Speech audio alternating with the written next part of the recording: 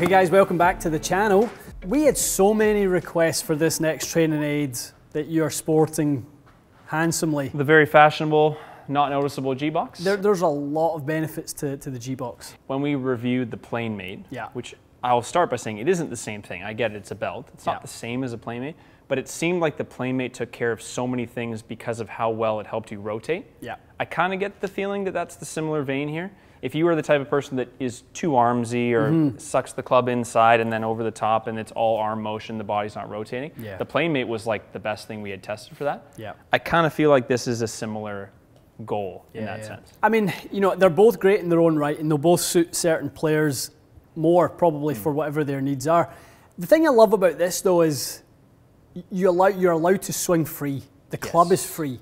Unattached. It's trying to get your sequencing into a situation where you need nothing to hold you in place. Absolutely. You're guided by the positioning of the belt and the boxes in order to get your swing matched up, your arms and body swing matched up. And that matchups is something that, you know, if you look at obviously what George talks about a lot in his teaching, matching up the arms and body is the key to the whole thing. Some people need steeper elements to their swing. Some people need shallower elements. Yeah.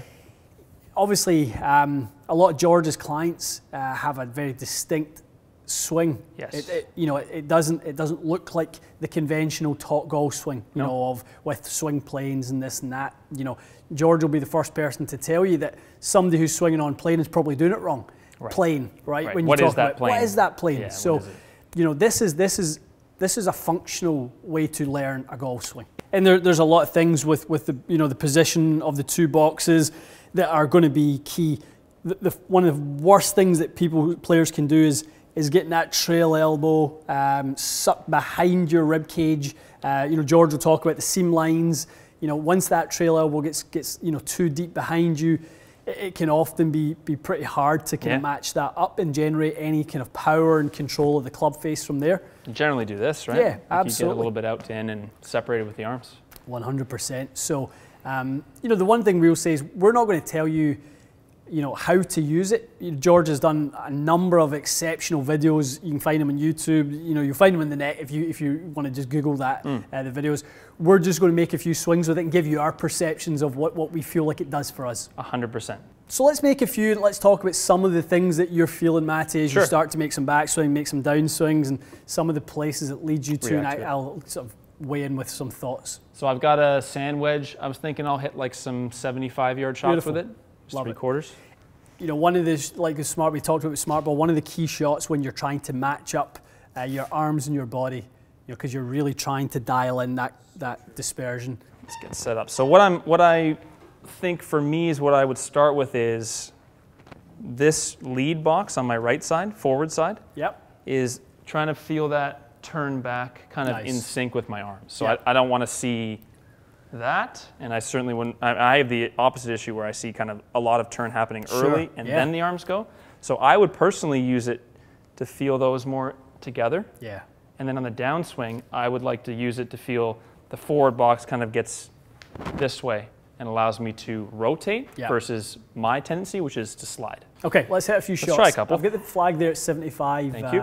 75 yards. Okay, so I'm going to feel a little bit of this turning in the backswing to get it in sync, and then I'm going to try to feel it get out of the way on the way down.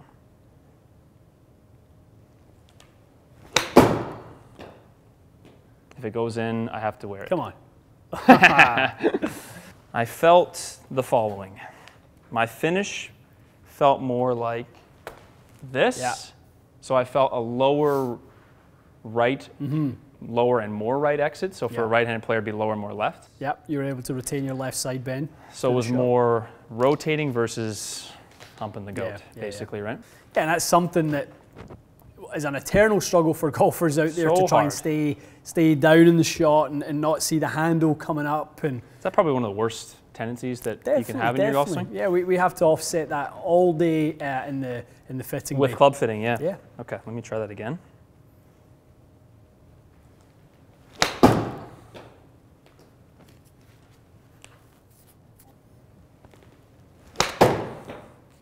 I mean, these are really good feeling shots. That's no, a little harder. Your face control is obviously immaculate with this. You could stand and hit that shot and just sync up your arms and body.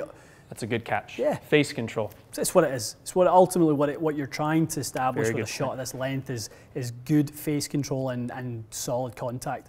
Those are the two things that will make it go the right distance on the right line.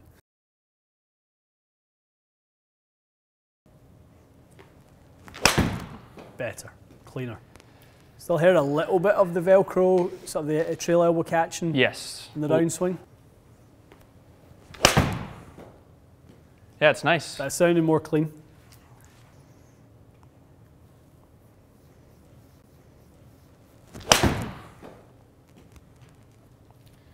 It's a good feeling swing, that's for sure. That's really nice. That was a nice contact, Matty boy. What is that, about 7 shots in? Now I'm starting to feel the sequencing happening.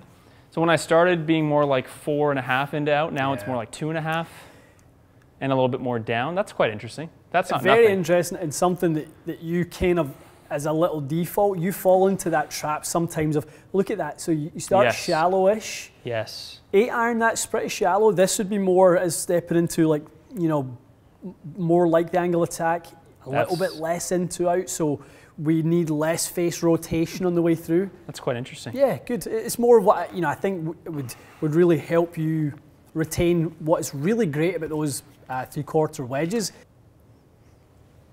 I think that's the best feeling motion. I ended up hitting it harder than I need to, but those are, so if you look at those numbers. Like, I love that. See, when you get that 6 and 2. Yeah.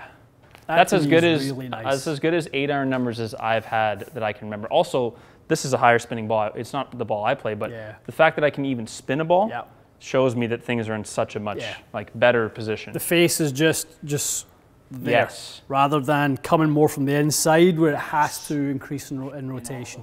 Okay, so before we started filming, you mentioned something quite interesting to me, which we mentioned briefly, is your right elbow. Yeah. You feel that it gets a little in early. So this has always been something I've fought in my golf swing, is to kind of be kind of too much that way. Now, over the time, as I've become a slightly better player, I've kind of figured out how to, like, this doesn't actually change, but I kind of shallowed it out a little bit, and I got back into having the position where the head can trail the hands, but it used to really lead me to be into out and too shallow. A really bad iron striker. If you can clean up the elbow motion to start with, the club gets in a better position, then it will naturally come down in a better position. Less kind of adjustment.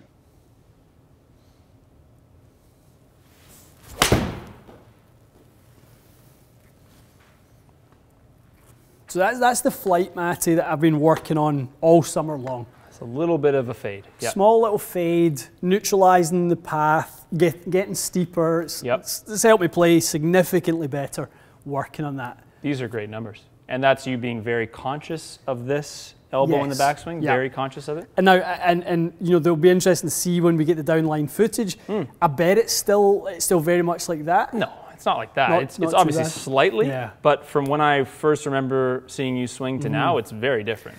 Yeah, and what I was saying to you earlier on is, that feels like something, if I make like what feels like a bit of a 3/4 swing, I can control that, but the minute I try and hit one hard, it's going to fall apart. And I think that's worth mentioning, because if you go up to the driver, you can't really baby a driver. No. It needs to be hit somewhat aggressively, so training that 100%. Motion using the training aid so you can swing at it a little bit harder. So give me your full one.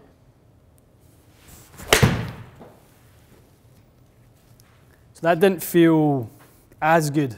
Okay, your strike was a little bit further off. It started a bit more right. Yeah, so you're a little bit more in to out and not as much down. These are certainly not bad. This is better than where I started at the start of the video. Right. Let's see what we can do with a little bit of the feedback there.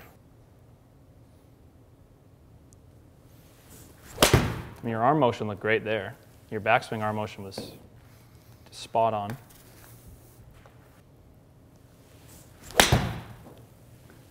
It's getting a little bit out of sequence. Yeah, it's okay. Keep going. So that to me feels like I'm getting too much. Okay. That way. Does it look like that? I think what I see is just your arms are a little bit because they're ahead of your sequence, they're in space, they are more in front of you and too far down. Yeah. I would feel your first motion into the follow through, feel that left side box getting out of the way a bit more. And to me, it feels like almost like I need to get my right elbow in the trail box matched up a lot better. Yeah. So maybe the right side box with the elbow in sync moving. Yeah, feel that in your downswing. Your backswing looks really good though. That's a nice looking motion there. You looked very in sync there. Your arms and body and even your lower body turned through at the same rate. That's kind of what I was feeling. To me, it felt a bit foreign because all the rates were the same, whereas I'm normally feeling like this. Yeah. And I'm sure you feel that at times too, where things aren't coming through at the same time. You look very imbalanced there. That's really nice. I see what you mean about feeling like you can stay in that side bend a little bit more. I'd be very curious to see sort of those dynamic lie angle numbers that I've always struggled so much with, if I'm able to kind of keep that handle down a little bit more. Great point. Match that up. That issue that you're talking about, which is essentially raising the handle, that's very common. Yeah. And people will need their lies bent upright. Working with something like that forces you to rotate better, you should allow that toe to come back up. Does it look a little bit more sequenced? It looks 100 times more sequenced, yeah. That's really nice. Yeah, really noticing your lower body kind of being the captain of the downswing, but you're not, it's not like your hips are firing fast, you just look like you're really together. To me, the biggest deal is that thought of matching up right elbow and right hip, right pocket, right hip, whatever it may be. Right. That feels like a great sensation to me. So for you, the key, for me, it was more lead side. I was picturing the box moving. For you, I think it's more trail side. And that's a really good point, because you talked about that earlier about your lead, what your dominant side is. I'm very right-sided, so everything that I feel has to come from a right side feel, or for something on down that right side. You're the opposite. That's a good point. I think people need to identify it. Now, my situation isn't that common. I'm forward side dominant. Most people are swinging it the way you are, so that drill would be a little bit more relatable, I think, for most people. It's a really nice looking motion. I think you're going to like how this looks when you watch it back. I'm always looking for the most simple motion that I can build, purely because I don't play much and I would just want it to be manageable when I go play. So like simple is all I'm looking for. It's really interesting.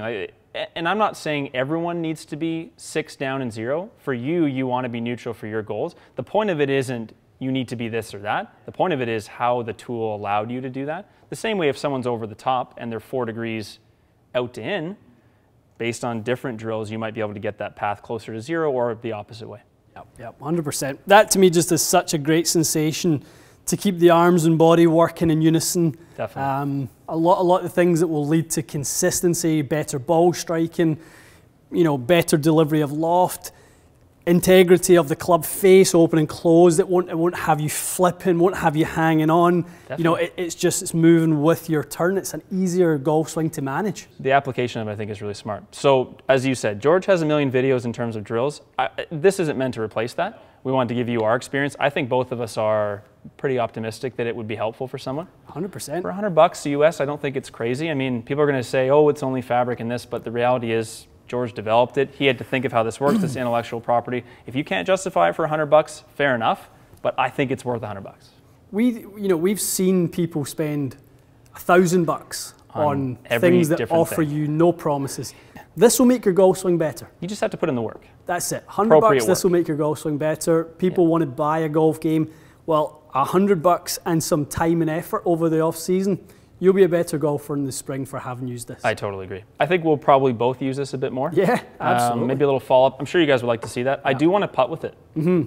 Maybe a little putting episode. I know we're due for a couple, maybe triple track with G-Box on, and we'll do like and a smart ball in there to do. We'll do like 8 putting videos. Yeah, well, I think once we get familiar with it and we get more comfortable and we get better at using it, it'll be interesting to see us both at speed with it as well. That's a different animal. I agree. That's a very different animal. So, we both know our tendencies and stuff like that. Mine certainly be getting that way. So I want to see if this exposes some of the flaws I have, and that one where I kind of came out my posture and downswing. And I think it was probably the most effective I've seen other than Planemate for that exact motion. The motion of hips coming forward and hands coming up. I don't think I've seen anything else that was quite as effective. No. That and Planemate are two great choices. Really good. Sweet. Cool. Okay. Well, that is the G-Box. As I said, more to come. I think we'll probably do at least a putting related episode, maybe a short game or another full swing update.